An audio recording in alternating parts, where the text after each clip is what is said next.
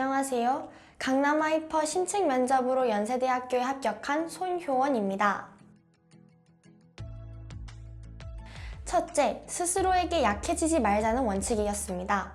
공부가 하기 싫을 때마다 어쩌라고 그냥 하자 라는 말을 되뇌며 감정에 휘둘리지 않으려 노력했습니다.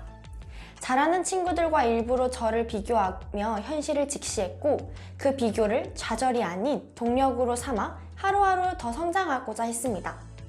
둘째, 생기부 경쟁력을 챙기자는 원칙이었습니다. 1학년 때부터 각종 교내 행사와 프로그램에 적극적으로 참여했으며 단순 참여가 아니라 선생님께 인상 깊게 남을 수 있도록 발표와 활동에서 주도적인 역할을 맡았습니다. 또한 대학을 직접 방문해 기구를 활용한 심화 탐구를 진행하며 진로에 대한 관심과 탐구 역량을 생기부에 녹이고자 했습니다. 셋째, 흔들리지 않는 줏대를 지키는 것이었습니다. 주변의 분위기나 유혹에 흔들리지 않고 스스로 세운 계획을 끝까지 실행했습니다. 점심시간이나 쉬는 시간에 쉬고 싶어도 의자에 앉아 공부했고 SNS 사용을 의식적으로 줄이며 나 자신과의 싸움에서 이기기 위해 노력했습니다. 가장 힘들었던 과목은 생명과학이었습니다.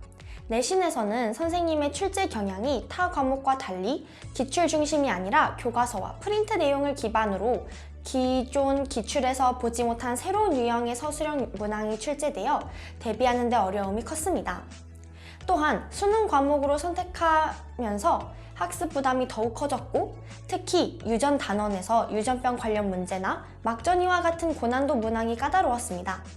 이를 극복하기 위해 학원 선생님께서 알려주신 다양한 풀이법을 상황에 맞게 적용할 수 있도록 해설 문항들을 반복해서 풀며 익혔고 새로운 유형에도 흔들리지 않도록 문제 대응력을 기르고자 노력했습니다.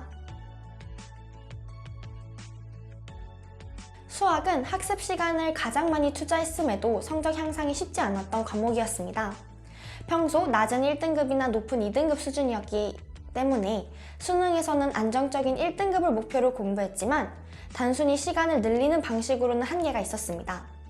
이를 극복하기 위해 전략적인 학습으로 방향을 전환했습니다. 벼랑 끝에 서 있다는 마음으로 모든 문제를 대하며 답지를 보지 않고 끝까지 고민하는 습관을 들였습니다. 틀린 문제는 오답 원인과 다음에 맞히기 위한 해결 전략을 구체적으로 정리했고 맞힌 문제 또한 더 효율적인 풀이가 있었는지 점검하며 시간 단축을 목표로 풀이 과정을 글로 정리했습니다. 그 결과 문제풀이 속도와 정확도 모두 눈에 띄게 향상할 수 있었습니다. 공부가 안 되는 날에는 억지로 붙잡고 있기보다는 잠깐 공부를 멈추고 짧은 수면이나 산책으로 머리를 식혔습니다. 중요한 것은 쉬는 시간을 길게 끌지 않고 다시 책상으로 돌아오는 것이라고 생각했기에 충분한 쉼을 가진 후에는 공부를 재개했습니다. 또한 슬럼프는 공부를 하지 않기 위한 스스로의 변명이라고 생각했기에 스스로에게 어쩌라고 그냥 하자 라는 마인드를 주입하며 의자에 계속 앉아있으려 노력했습니다. 그렇게 버티다 보면 어느 순간 다시 집중력이 돌아왔고 슬럼프라고 일컫는 공부하기 싫은 순간들을 넘길 수 있었습니다.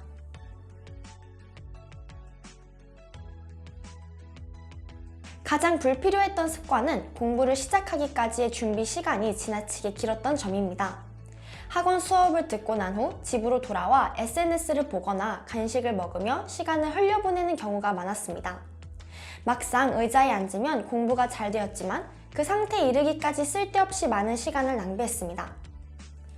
이를 극복하기 위해 학원이 끝난 후 바로 집으로 가지 않고 스터디 카페로 이동해 공부를 할 수밖에 없는 환경을 만들었습니다. 그 결과 자연스럽게 공부 시작 시간이 빨라지고 집중도도 높아졌습니다.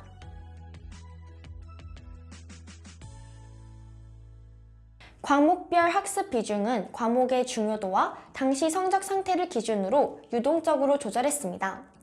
예를 들어 생활과 윤리는 비교적 적은 학습 시간으로도 안정적인 성적이 나오는 과목이었기에 필수 개념 점검과 문제풀이 위주로 최소한의 시간만 투자했습니다. 영어는 타 과목에 비해 자신감이 있었기에 학원 수업 전날과 당일을 제외하고는 과도한 시간을 들이지 않았습니다. 대신 국어, 수학, 생명과학처럼 성적 변동폭이 크거나 부담이 큰 과목의 학습 시간을 집중했습니다. 학습 시간을 고정해 두기보다는 각 과목별로 하루에 반드시 해야 할 과제와 목표를 정하고 이를 모두 달성했는지를 체크하는 방식으로 학습을 관리했습니다. 이를 통해 비효율적인 시간 낭비를 줄이고 필요한 과목에 집중할 수 있었습니다.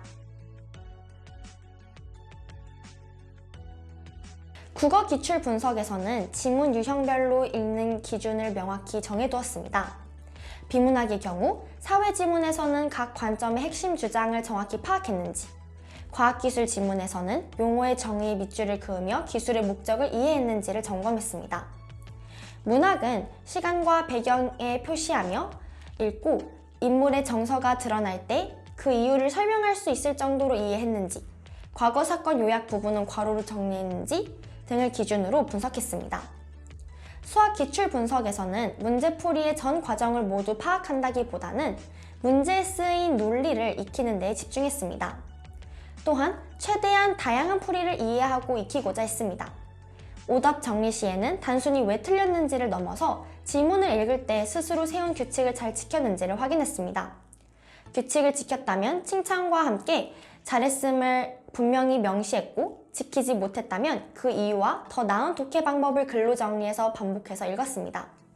수학 역시 틀린 문제는 사고 과정의 어느 지점에서 막혔는지를 서술형으로 정리하며 같은 실수를 반복하지 않도록 했습니다.